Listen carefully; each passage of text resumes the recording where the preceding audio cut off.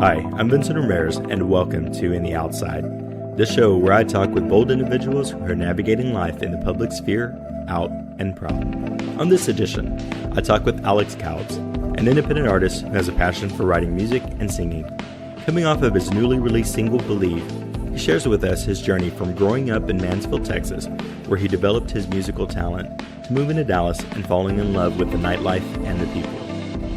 We discuss some of the rejection he's encountered trying to make it as a musician and what motivates him to keep pursuing his dreams. We also talk about his sexual orientation and what it was like for him growing up feeling different, and how now he doesn't mind breaking gender stereotypes not only in his style and his fashion, but also in his music. Alex shares with us what life is like living in the outside. And now, part one of my interview with Alex Kautz. All right, well, Alex, thank you for doing this interview. So, you've got a lot going on. I saw you released a single, Believe, right? Yes. You've got some other music that's in the works. So it's in the works, baby. You're in the works. Potentially working with a band is something also you're working on now? Also, I had this guy that reached out to me on Facebook. His name's Carl, and he has this touring band called the Party Machine. It's part of actually a lot of bands that this overhead company runs or manages, and the Party Machine is like their younger band that does like Motown music, like lots of like Stevie Wonder. They do Justin Timberlake. Oh, cool. Lots of Bruno Mars. And they do private parties, and they just tour around, and I auditioned for them, and we had a really good time, and now I'm learning a bunch of these songs for this band, so I'm excited about that. That is very cool. Now, is that like is that music part of your taste? Like, do you listen to that type of music on a regular basis? I don't. I mean, everyone knows, can't got this feeling inside my bones, like Justin Timberlake and Trolls. Okay. I've heard all these songs before, and I love them, but you don't realize how much, first of all, you don't know a song, like the words to a song, even though you feel like you've heard it 1,000 times. Right. You're like, where did this first come from? So it's a lot of work to learn the lyrics. There's this song Fireball by Pitbull. Yeah.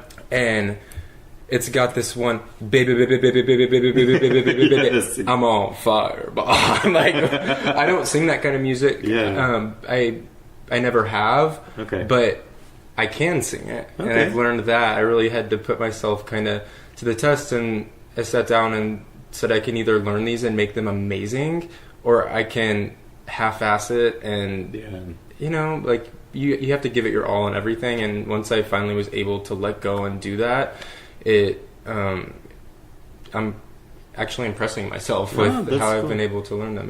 Being versatile in the ranges of things that you can do with music is I think that's a gift. Thank you. Well, it's I think more about being open to new experiences and not putting yourself in a box, because like a second ago I caught myself saying like I don't do this music, but that's not true. If you think that way, then you don't do it. But if you have an open mind, then you're able to expand and learn new things. I mean, and a lot of music, I mean, it has, I mean, even, obviously some of the current music and some of the more contemporary stuff is, it all has some kind of root started somewhere, right? So you probably find a common thread with, I mean, even the music that you like to listen to or the music that you like to create, probably find some similarities, whether it's like in the beats or different things like that. The lyrics, the meaning,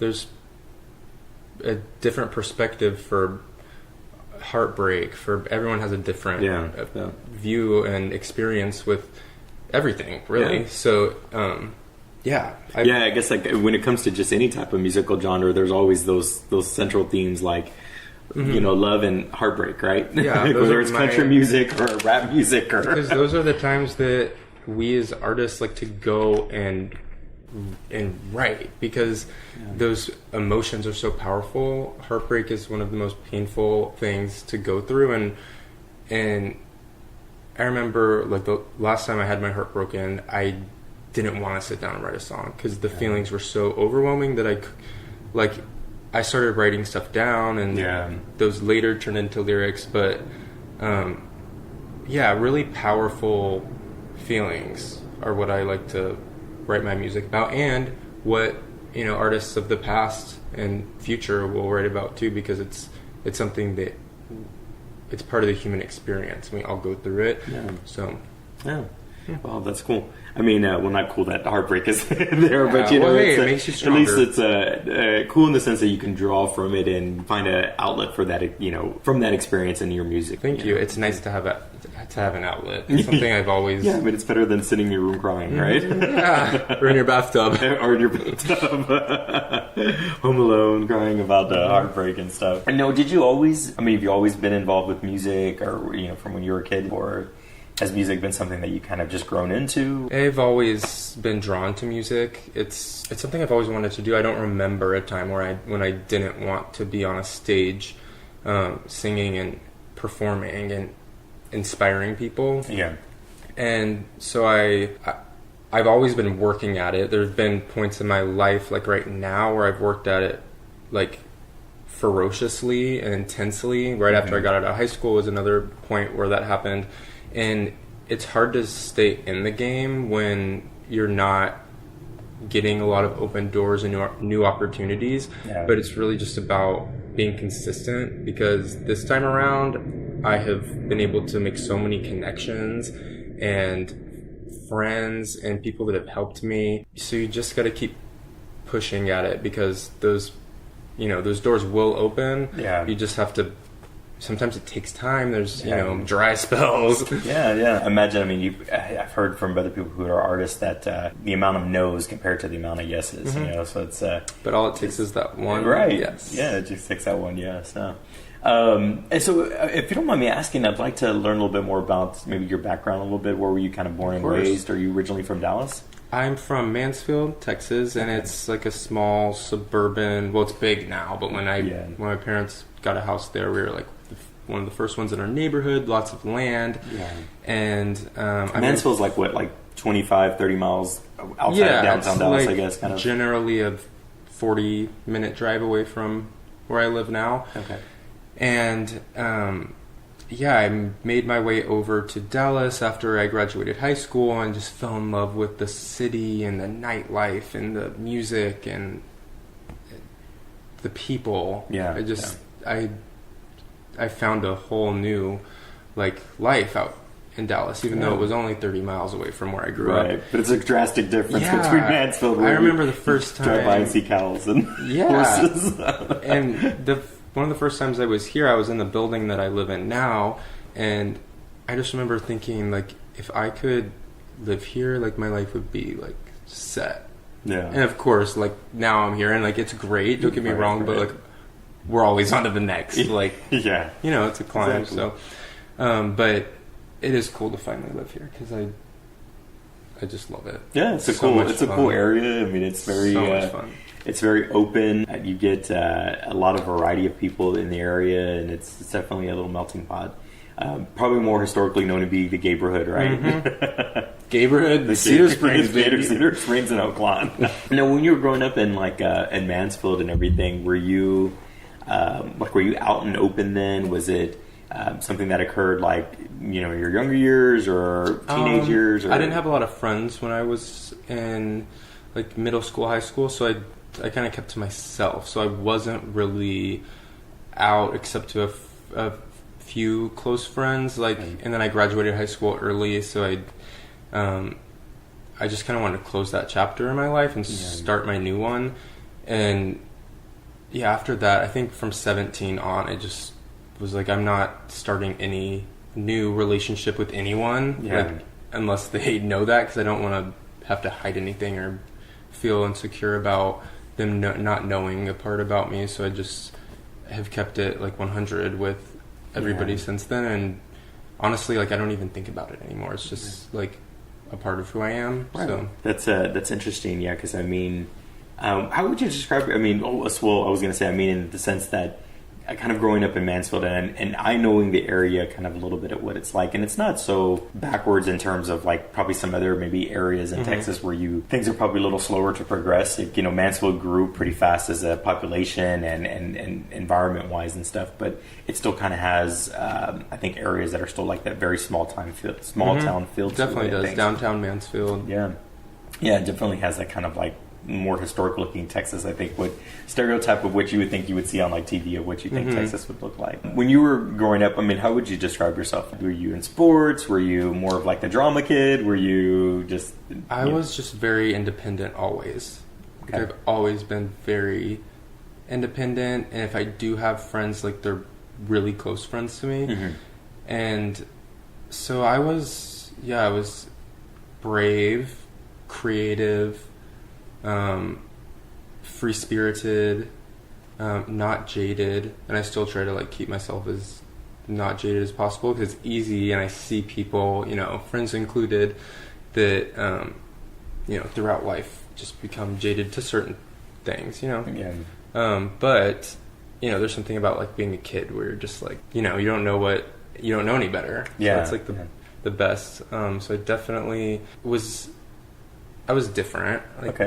And always had a passion for music. I was always trying to learn new songs on guitar and write music about any little thing that happened to me, because all the people that I looked up to, have that have had careers for, music careers forever, and they have so many things to write about, and they both have so many experiences. But when you're so young, I remember feeling like, what do I write about? Like, all I have to do is homework and like wash the dishes. You haven't had quite the life experience. But I still wrote love songs. I still wrote all this. I did all that just because I wanted to have my own music. I want to put my stamp on something. Yeah. And so I learned guitar and took voice lessons, and I was in choir. I wasn't the drama kid, but I did do choir, but I didn't really like it. No. It wasn't my kind of music. I never got to like... Yeah, well, I would do like the solos and stuff any chances I could, but it wasn't... They always were handing you music to sing, right? It wasn't like you got to...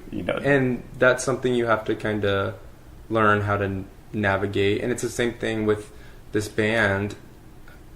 Like, it's not the Alex show. Like, you have to learn how to be a part of a group and how to work off of other people, and that's something I've definitely had to like learn throughout my life, because I am very independent and I want to do everything like my way. So I've had to learn how to work with other people, but working with other people is like the most rewarding thing, because you learn so much about like how to do things differently. Yeah, totally. Yeah. I mean, it's also that collaboration too, working with other artists.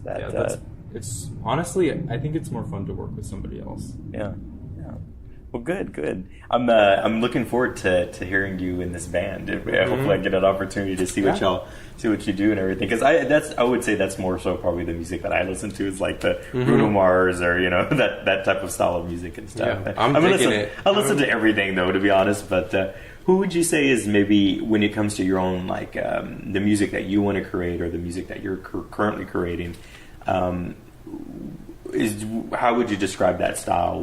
Is there maybe an artist that you would say I kind of... Yeah, there's so many influences that I've kind of been inspired and fueled by, like but if I had to like pick a select few, I've been really inspired by Betty Who, her music, her last album. I think it's just called Betty, like part 1 and part 2. And the music on that is so, like, it's got like 80s kind of like vibes, but it's also very current. It's just like a very interesting pop like explosion, and it's so much fun. And so I've definitely been inspired by Betty Who, always inspired by Lady Gaga. I think Lady Gaga is I know she's my favorite artist, so I always am inspired by her. I think A Star Is Born is like the most incredible movie I've ever seen in my entire life. It's like a work of art.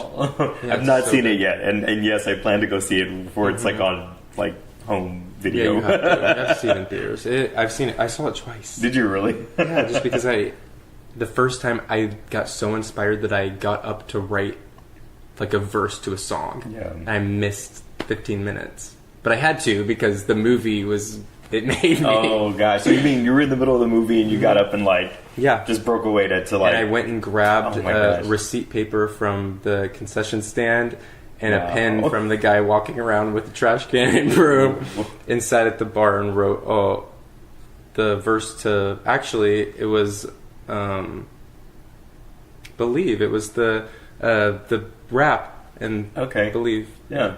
And the Believe song that you're talking about, it's a kind of your take on a shared classic, right? I mean, I heard it and it sounds, I think I mentioned this to you before, is that when I initially heard it, I didn't connect the Cher in the beginning, I didn't, and it wasn't until I gave it a second listen, I was like, oh, wait a minute, I recognize this song. That's how different it sounds, and I thought that was very cool.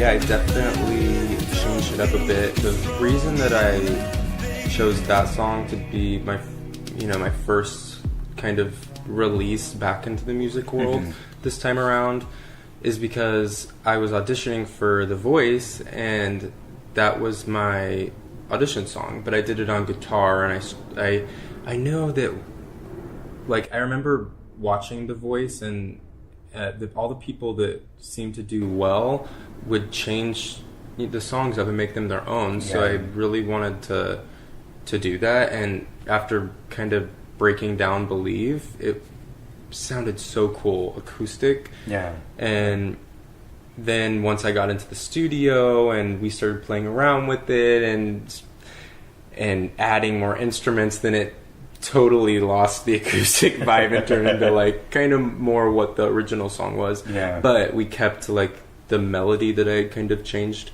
and we just built it from the ground up. We literally rebuilt that whole song, and you don't realize how much time that takes, but it's a lot of hours.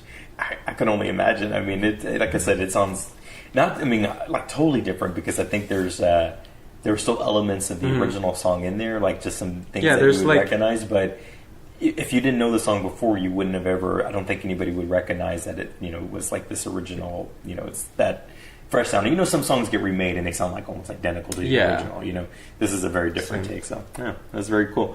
So you mentioned that you auditioned for The Voice and things. What was that like? It's an awesome experience, especially when, at the point that I had, received the email from them, because I had just sent in an online audition and then forgot about it.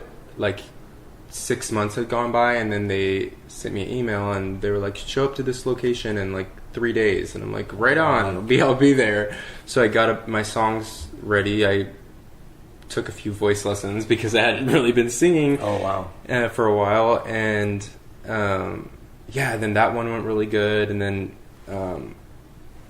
it was different this time because I didn't have to go to the cattle call auditions where there's thousands of people in a giant stadium. I've done that a few times. Oh, really? Wow. And it lasts all day. It's exhausting. They give you 10 seconds to sing. I've made it sometimes. I've also just been told no immediately. Wow. So the days the few times that I got told no, I was I just wasted my whole friggin' day in my parents' time. Oh my gosh, yeah. Damn, but I've watched shows like American Idol and those things, and seen the lines of people, and I just how do they get through all those people? It's an all-day thing, imagine. It is an all-day thing, but this time I just got to go to a nice little venue that, it was not much bigger than this apartment we're in right now that isn't very big. It was a small building, and it was actually off of I don't know where that LA Fitness is or something. It's like 10 minutes away from where I live, so I didn't have to drive to like New Orleans like I did. Okay, so you didn't have to go like out of town for this or anything. Yeah, wow. I just had to drive like right down the street. I don't know a lot of people that have actually done those kind of auditions, so I can imagine those get pretty hectic and stuff. But well, I mean, if you just go in and have the right mindset, I think that they're really fun, and that's what I did this time. I had lots of fun, and like I remember I made one of the judges like dance, shake her hands in the air, and they told me that, and this is something after like not making it that I've held on to. Like one of the judges told me, because you have this little box that you're not allowed to leave. It's like this. It's like a foot by a foot. Like you can't step out of this tiny box. But I wanted to like make an impression, and so I just like really performed in that tiny little box. Oh, wow. And one of the judges said, "We have never seen anybody work that tiny little box like you just did." I just laughed. It was fun. Wow. Yeah. So, I mean, so you got through some of the auditions, but at what point did they? I mean, I guess like at a certain point, we would have seen you on The Voice, the television show, right? So the point was, it was after an audition that they had just filmed, and then they watched the footage later. But like the way the process works is you go and do the singing portion, and then they either tell you yes or no, and then if they tell you yes, you move on and you do like an interview where you go and like talk to them and just spend like 20 to 30 minutes just like talking, and that was the funnest part. Okay. It was the girl I was talking to was like so fun, and we were laughing, and it just felt like like this, like I was talking to a friend. Yeah. And then you leave, and they tell you like in a month they'll contact you and let you know if you make it to the next part. Okay. And yeah, I think like a month and half had gone by, and I just thought that they had been like, "Nope, sorry, don't worry about that one. We're done. We don't need to contact him. We'll be fine." So I reached out to one of my friends that I met at that audition, and she's like, "No, I haven't heard anything either." And then she sent me a screenshot of like an email that she said that she received that said that there were so many people, and you've made it to like the top 300 or something, but due to the incredible talent, which there's so many good singers out there, so totally was not like offended at all. I was actually remember being happy that they had reached out to me, because I thought that they had just not like bothered. Yeah, like they just forgot who you were, and they were like, just nope, don't need that one. I was like, damn. Well, it doesn't sound like you've given up, so you obviously have got some things in the works, and with the single and new music and possibly with this band and everything, so that is cool. So it's good to hear that you've given up on that. That's good. You definitely have a really nice voice.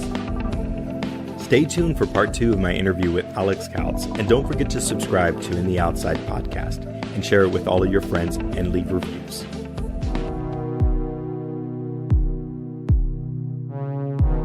I remember being 14, I think, when I like first questioned it. I didn't like want to be gay, so I tried to like be like, no, maybe like I'm just a horny like 14-year-old boy. I have no idea. I had been considering like talking to them at the time, and we were watching Ellen, and he made a comment about her, and I don't remember what the comment was, but it just made me immediately say, okay, not gonna tell him anything. Kind of shy, like, when it comes to talking about those kind of things. So it's definitely a touchy subject for her. So I try to be respectful of that.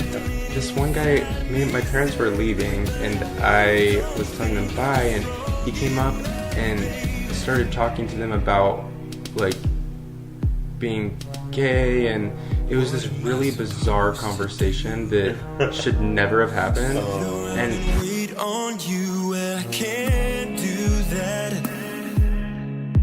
There's no turning back. I need time to move on. I need a love that feels strong. 'Cause I've had time to think it